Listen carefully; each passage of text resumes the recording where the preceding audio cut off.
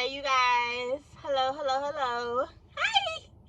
If you do not know me, my name is Coach Jaleisha Jones. Okay. If you ask, what do I do? Who am I? I am an inspirational speaker and I am a spiritual teacher. And I help you challenge your limited beliefs so that you can align and manifest the life that you desire. And I help you do this by giving you tools and resources to open up your heart space so that you can live a more authentic life.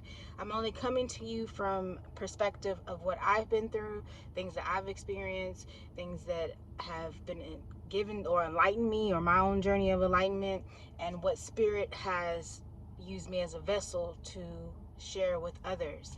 And so it is not the end all be all. What I say is not protocol, but it's for you to tap into your own self and to tap into wherever God, source, divine of your own understanding, to recognize who you really are, right? So I want to come with just a message because I had been feeling some type of way the last few weeks, and I went to Rome, Italy in the early beginning of October, and it's for my birthday. I went by myself to Rome, Italy. I wanted to post a video about that. I actually will on my YouTube channel. Okay, so if I will put my YouTube channel in the description box, click on that and go to the channel. But I went to Rome, Italy, and when I went there, it was such a divine spiritual experience because I felt ascension, I felt awakening, I felt just totally in my own vibe. You know what I'm saying? I just felt really, really centered. And then when I left and I came back here in America, I was like, I felt like I really just did not like being here. I did not like being here. I really was uncomfortable going back to work. I was uncomfortable just being in my home. I just really wanted to deconstruct everything. And I kind of went into hermit mode and just wanted to be with myself and just by myself. And what that looked like, there's a difference between isolation and then just being a hermit where you're trying to work on yourself, heal, recharge, give yourself love. Isolation is that you are fearful, you don't want to go outside, you don't want to be around other people, you may have social anxiety. And when we're alone too long, that can be a problem because that can be something going on mentally. And I have a coping mechanism where I like being alone. I like being in the comfort of my own house, but I also know when I'm isolating because I don't want to go out. I don't want to go work out. I don't want to be, I love going to see jazz. I don't want to be going to jazz clubs or going to jazz parts of like events. I don't want to go out. I don't want to hang out with friends. I just want to isolate. And so that is detrimental. So I'm very much aware of my habits. I'm very much aware of destructive habits I have. And a lot of people, we don't recognize our destructive habits, but I'm very, very, very, very aware. Thank goodness. And as I was sitting with myself, my friend was telling me, it's okay not to be okay, and I truly believe it. It's okay not to be okay. Sometimes we do have to feel our feelings, but when we are using other things to suppress our feelings, or we're using other things to mask our feelings, really that's our intuition or our spirit showing us that there's something going on that we need to pay attention to.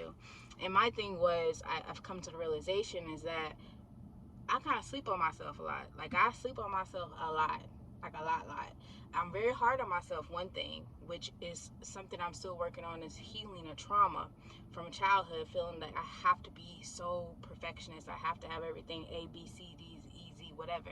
And if it's not, then there's no point of doing it. Which perfectionism, if someone says they're a perfectionist, I look at it as trauma, because when we are perfectionists, mean that we are way too hard on ourselves, and we are very much self-critical who we are, and we're supposed to be more loving and have more grace for ourselves. So I'm very much can be critical, and if things are not lining up, or if I'm hesitating on certain things, I sleep on myself. I then critique myself, and then I feel dissatisfied, and when I feel dissatisfied, I want to seek other things to make me feel better, and that's a coping mechanism. And so what I'm coming to understand is that the universe is so funny, because the universe will redirect you, or the universe will shift things in your life, make you uncomfortable until you do what you need to do, until you make a choice, until you move, or the universe will force you to move. And it's going to be uncomfortable, might knock you in your ass. But from what my experience is and what I'm feeling right now, what I was feeling before, the universe is just telling me, like, look, spirit was telling me, like, The only person that can get you out your situation or get you feeling whatever is you. If you want to feel better, you gotta do better. If you want things to show up for you, you gotta show up for yourself. If you want certain things to happen, you gotta make that stuff happen. Nobody's gonna come save you. Nobody's gonna come hold your hand. Hey, let's walk you through this. Nobody else gonna do anything else for you. You have a choice. If you are uncomfortable, if you are discontent, if you are not feeling good within, what is that? Really pay attention to what it is and deal with it. And so that could be hard because we don't really want to face ourselves, right? Like, I don't want to face myself all the time. But if I want things to shift and move, I got to deal with myself. If I'm uncomfortable, why am I uncomfortable? Why am I seeking outside things, sex, money, food, everything else to suppress what I'm feeling? Or why am I so angry? Or why am I so discontent? Why are my emotions all over the place? That's because you're really having something that you need to pay attention to. And a lot of times, well, I'm not gonna say a lot of times, I would say in my experience, my issue is always coming back to my JOB in the way I see money, or the way I think how money is supposed to flow in, and rewarping the ancestral trauma of poverty and how we're supposed to make money. And that thing is still coming up, and I'm like, we ain't dealing with this in 2022 because we know what we good for. Like, we know what we gifted for. But everybody has their own thing, and that's mine. And the thing is that until you can change the way you think, the way you see things, the other stuff is not gonna matter. It doesn't matter what someone else tells you. It doesn't matter what happens unless you believe it. Unless you truly believe in yourself, or you truly believe it's possible. None of this stuff matters. It does not matter. It does not matter. And so I would just say, whatever you want to do, whatever is stopping you from doing, if you feel angry, you feel upset, you feel sad, you feel discontent, you feel like things aren't moving for you or shifting for you, the issue is you. Now, if you're doing everything you need to do and things aren't shifting for you, then you got to look at, maybe I need to surrender to the universe, or I need to trust that things don't happen on our timetable. Things don't happen when we want it to happen. Things happen when it's in divine order and it's meant for us and it's for our highest good. If it's for our highest good, it will happen for you. I personally don't believe that any desires that we have, we're not meant to have. I personally believe that God, the universe, divine is endless and support and limitless, and that if it's a desire in our heart, it's placed there for a reason. And if it's for our highest good, it's coming for us. We have to believe that. But if you don't believe it, then no. If there's doubt there, if there's it's a problem. I have this desire of a soulmate, right? I want my partner. I want my life partner. I want my husband. I want my equal. And I always have these conversations with my single friends about, is it really possible to have this person? I absolutely believe it's possible to have this person in my life. I don't believe in settling. I don't believe in lessening my worth for any reason whatsoever. But what I will say is this, is that if there's any doubt that that's possible, that the soulmate is possible, if there's doubt in my mind, then subconsciously I'm going to really not believe that it's possible for me to have this person. I may subconsciously go ahead and still think, okay, I might need to settle. I might need to, lessen on my standards or lessen on what I really want, because I don't really think this is possible for me. It may be possible for them, but it's not possible for me. And so it's subconscious. This is what I'm thinking. So it's really a core belief deep within me that thinks that I'm not actually worthy of what I really want. And so that changes my paradigm. That changes my reality. So with the universe, God, if you don't believe that you're worthy, if you don't think it's possible, then it's not going to be possible. But it's not going to happen on your time frame. That's the thing with surrendering and trusting, is that we truly have to surrender. We truly have to throw up our hands and say, look, I don't know what's going on. I don't know what y'all doing, angels. I don't know what y'all doing, spirit guides, ancestors, but I already know it's mine, and I gotta just do me, and I gotta just love on me, and I know the rest will come. I know the rest will pop off. I know the rest will be here, okay? I don't know when y'all gonna move, when you want to come through. Anytime you want to come through, come through. Anytime you want to go ahead and come through, come through. But until the end, I'm gonna do me. See, that's the point of having faith. When you have faith, then God is like, okay, I'm gonna give it to you when you least expect, or I'm gonna give it to you in a way that you can't even imagine. But when you try to put your reins on things, or you try to put your hands on things and try to control stuff, that's when we mess things up. When we think we're trying to control a dating situation, or we're gonna do like this, I want like this, baby, that's when things get resisted. Resistance means that we delay what we really want. There's a blockage. There's a reason why we haven't had it yet, because you're trying to control something. You gotta take your hands off of it. You put out what you want, but then you gotta take your hands off of it and believe it's gonna already yours, and stop trying to force or manipulate or whatever to happen.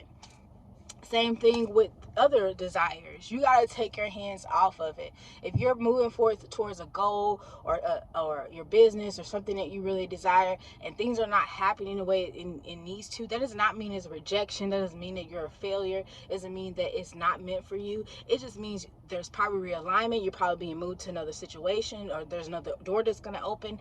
That maybe there's some things that you internally have not release yet, energy, dead energy, stagnant energy. Maybe you have not unblocked some stuff that you need to still heal, so your belief system, so that you can have what you really want. Or maybe you're not putting forth enough effort. Maybe you're not being consistent as you need to. There's some things that you still need to learn, but that does not mean it's not for you. It is always meant for you. I pulled this card today, so there's no mistake. There's no mistake. There's no mistake. Everything is in divine order. So everything that happens in our life, even this present moment, me talking to you, is in divine order. So there's no mistakes. There's no mishaps. Everything is in divine order. So if you really want something, continue with the path. Continue with the path. Continue with your work. Continue to know that you're worthy. And I'm speaking this to myself and saying, absolutely, I'm deserving. Absolutely, I'm entitled. Absolutely, the only person that can stop me is me. And I'll be damned. Going through all the healing and the work and evolution, I'll be damned if I stop myself. You know what I'm saying? So I hope this makes sense. I'm really rambling, but I felt in my heart to speak to you guys. So here I am. But redirection is not a rejection. It's just realignment. Failure is the greatest teacher. Our failures show us our lessons, things we need to work on, things we need to heal. It helps protect us from things that really is not meant for us. It is not anything internally that's wrong with us, or I'm not worthy, or people don't like me, or I'm not deserving, or this really isn't meant for me. No, the universe is always working for us, not against us. Things are not happening to us, things are happening for us. And when we can shift the perspective to realize that things are always happening in our favor, for our highest good, then we can look at everything that happens around us as a teaching lesson, as something that we can grow from, we can learn from, that we can evolve from. Even in my whatever, I'm feeling a mood. I'm in a mood. I don't feel like, oh, things are happening the way I want to.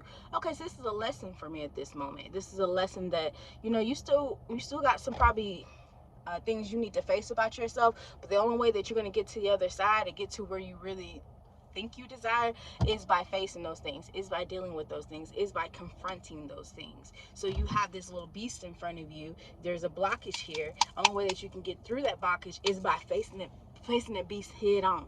That's my lesson. But everything I experience, I have gratitude for, because it's always guiding me to where I need to be. This past year has brought me to the point where I have disconnected from so many people, from the spiritual community. I've disconnected from so many people who I thought were going to be like friends or connections, or they've disconnected from me. And it's been for divine alignment. It's been because it was necessary. It's been because I had to learn some stuff about myself. It's been because I had to be learning about my own boundaries, learning about what I want and what I do not want in friendships and relationships and connections. So nothing is done to me in a horrible way. It's always for my highest good, and I'm always taking things in as a lesson. So right now I'm going through another lesson, and I don't want to repeat a cycle, so I got to confront this thing head on. But I don't take it for granted, and I'm grateful for it all. And so I just want to send you guys love today. If you're feeling like you're not doing enough, you are. If you're feeling like you're messing up, you're not. If you're feeling like this is a mistake, it's not. You are absolutely right where you need to be. You are absolutely where you're supposed to. Whatever you're doing, you're supposed to be doing it. And as long as you trust yourself and you believe in yourself, and you truly, truly believe in yourself, and you truly, truly know that's what's for you is for you, there's no way it's going to miss you. There's just no way. I don't care. There's just no way. And if we can look at other people that have the things that we desire, and not look at it from a space of why don't I have those things, but look at it from a space of, if I can see this person do it, if I can see this person do them, I know I can do this stuff too. Like, I know it's available to me too. Like, if they're able to aspire to get to their dreams, or have that love, or have that experience, have that job, have that career, have whatever, then I shouldn't look at like I'm less than. I should look like damn, that's possible for me too. It's even possible for me to do even more, even better, or me to have even more of a wider whatever experience than they're even having. Not to compare, but if it's being brought to my peripheral vision or being brought to my focus, it's because it's possible for me. That's how I look at things.